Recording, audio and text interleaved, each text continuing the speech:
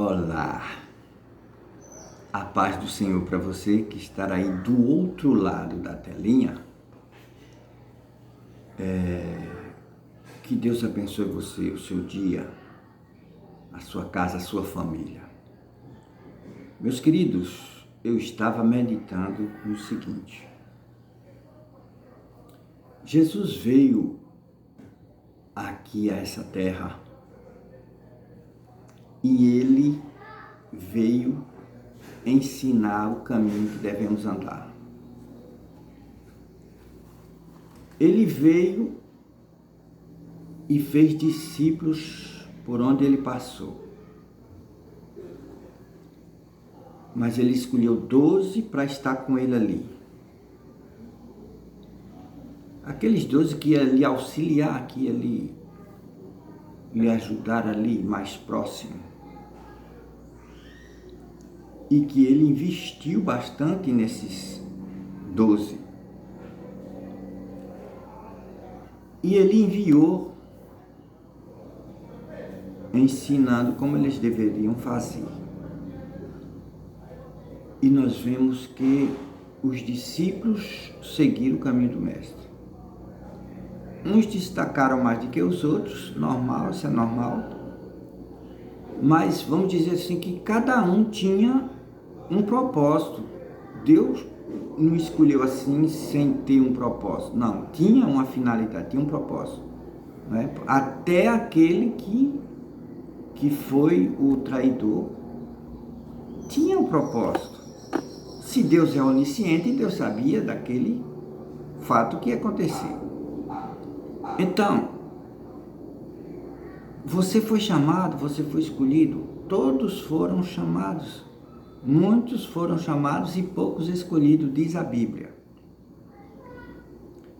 Você foi chamado, maravilha, maravilha. Você foi escolhido? Eis aí o grande mistério, eis aí o problema. Quando se lança a rede, vem todo tipo de peixe e você vai escolher aqueles que servem e os que não servem, você vai devolver para o rio, para o mar. Deus me chamou. Agora, Deus me escolheu?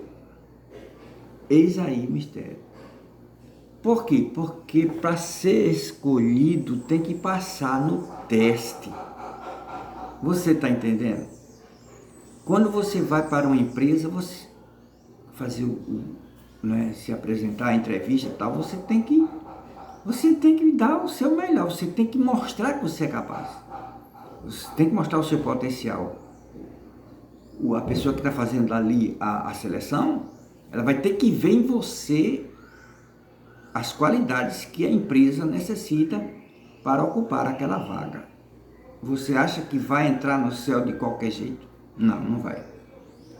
A igreja é a rede, né? Vem assim a rede, aí vai todo mundo para lá. Mas aí vai haver a escolha. Quando a trombeta tocar, aí vai saber quem foi escolhido. Por isso é muito importante que a gente faça o nosso melhor para Deus. Tudo que a gente for fazer tem que ser o melhor. Porque se você vai dar um presente para alguém, você vai querer saber o que aquela pessoa gosta, tá? Os gostos da pessoa, para agradar aquela pessoa. E a Deus, você está fazendo o que para agradar a Deus? Você sabe das coisas que Deus se agrada e você sabe das coisas que Deus não se agrada. Então, por que você não começa a fazer as coisas que agradam a Deus? Porque existem muitas coisas que a gente está fazendo que não está agradando a Deus. Todo mundo tem isso. Mas se a gente começar a selecionar, começar a observar tudo que você vai fazer, se perguntar aí, Deus está nesse negócio, Deus se agrada disso, então a sua vida vai começar a mudar. E Josué e Caleb disse assim: olha, a terra é muito boa, é muita fartura, é muita bênção, mas o povo lá é grande, é gigante, os caras são bons de briga, né? Vamos dizer assim, de guerra. São soldados valentes, assim. Não é assim moleza, não. Mas se Deus se agradar de nós, Ele nos dá aquela terra. É isso aí. É isso aí. Se Deus se agradar de você, aí pronto. Não tem para ninguém. Aí, por que é que às vezes a gente fica, pai, como assim? Como assim? Porque aquela pessoa está agradando a Deus, porque aquela pessoa está fazendo a vontade de Deus. Às vezes ela não é uma pessoa próspera em bens materiais, às vezes ela não tem condição financeira elevada, mas ela é obediente a Deus, mas ela é fiel a Deus, mas ela honra a Deus. Pedro e João estavam lá na porta do templo e passando aquele homem disse, pediu uma esmola e ele disse, ó, não temos prata nem ouro, presta atenção, mas o que temos, isso te dou, em nome de Jesus, levante e anda. Então, veja, o dinheiro é mais importante. Uma pessoa que está aleijada, ela tem dinheiro, mas ela é aleijada, não pode andar, um cadeirante, sei lá, um deficiente. O dinheiro vai resolver esse problema dele? Não vai. O dinheiro vai comprar sono, comprar paz, comprar tranquilidade, felicidade, amor? Vai? Não vai. Então, quem tem Jesus tem tudo. Ele diz que onde Deus chega, onde Deus entra, onde Deus habita, meu amigo, é só bênção, é só vitória. A pessoa às vezes não tem uma cama caríssima, mas dorme tranquilo. Outro tem a cama boa e não consegue dormir. Qual é a diferença? A diferença é que aquela pessoa tem paz, ela tem a presença de Deus na sua vida. E ainda que tenha problemas, ela continua ali em paz. Porque diz assim, maior é o que está em nós do que o que está no mundo. Paulo disse, dai graça a Deus por tudo. Graças a Deus por tudo. Então, uma pessoa que serve a Deus tem que confiar no poder de Deus. Porque se passar pelo fogo, ele vai estar com você. Se passar pelas águas, ele também vai estar com você. Jogaram Daniel na cova dos leões, jogaram Sadraque, Mesaque e Abednego na fornalha de fogo e eles sobreviveram, porque Deus estava com eles. E Deus também quis, né? Porque se Ele não quiser, também Ele permite que às vezes aconteça coisa em nossas vidas. Entendeu? Mas nós temos que ser como Jó. Deus deu, Deus tomou, bendito seja o nome do Senhor.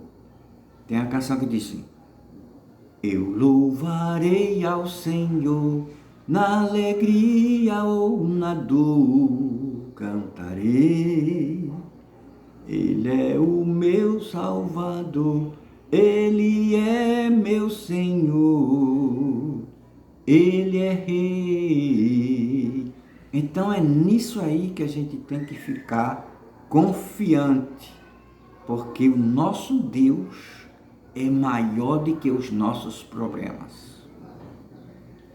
Se Ele der vitória, amém. Se não der vitória, amém. Graças a Deus, Ele sabe o que faz. Nós às vezes pedimos a Deus uma coisa e Deus não dá. Paulo orou e Deus não deu o que ele queria. Era um milagre, uma cura na saúde dele, na vida dele. Enquanto que os lenços de Paulo, onde chegava, pessoas eram curadas. E aí? É para a pessoa ficar confuso, certo? Como assim? Eu oro pelas pessoas e elas são curadas, enquanto que eu estou doente. É mistério. É mistério. Não adianta querer entender o trabalhar de Deus. Não é? Alguém pode dizer assim, como é que você pode, né, fazer, vai orar por mim, você está doente? Deus faz o que Ele quer, como Ele quer, Ele usa do jeito que Ele quer. Você está entendendo? Se Deus falou na boca de uma jumenta, por que Deus não pode me usar? Por que Deus não pode te usar? Agora, a questão é, eu estou no lugar que Deus quer que eu esteja para ser usado? Eu estou obedecendo? Eu estou qualificado para ser um instrumento na mão de Deus? Deus não vai tocar, eu toco num teclado, né? Aí Deus, digamos que eu seja um teclado na mão de Deus. Se esse teclado estiver sujo, estiver enferrujado, tiver com poeira, tiver com mau cheiro, né? Você não vai querer tocar, você vai ter que limpar aquele teclado. Então, nós precisamos limpar o nosso coração, a nossa alma, a nossa mente, o nosso ser, fazendo o que Deus se agrada. Você quer ser usado? Você quer ir morar com o Senhor quando a trombeta tocar? Precisa estar qualificado. Não basta só ter o cartão de membro, andar com a Bíblia, ir para o culto, cantar, pregar. Não é só isso, resolveu. Não. É aquela coisa com sinceridade, ou é ou não é. Você está com Deus ou não está?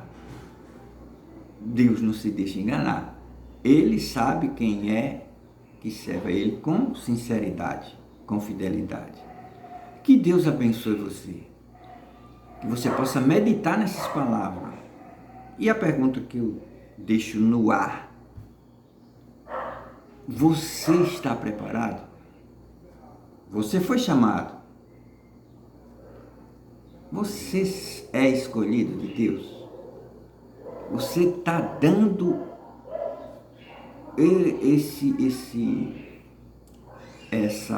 você tem essa qualificação para ser escolhido? Você é um cristão praticante? Ou você é aquela pessoa que é só fachada?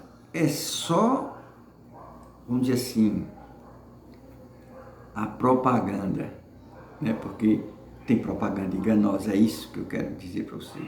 Às vezes tem cara de crente, tem roupa de crente, mas o coração está longe de Deus. Jesus disse, esse povo me ama com os lábios, mas o seu coração está distante de mim.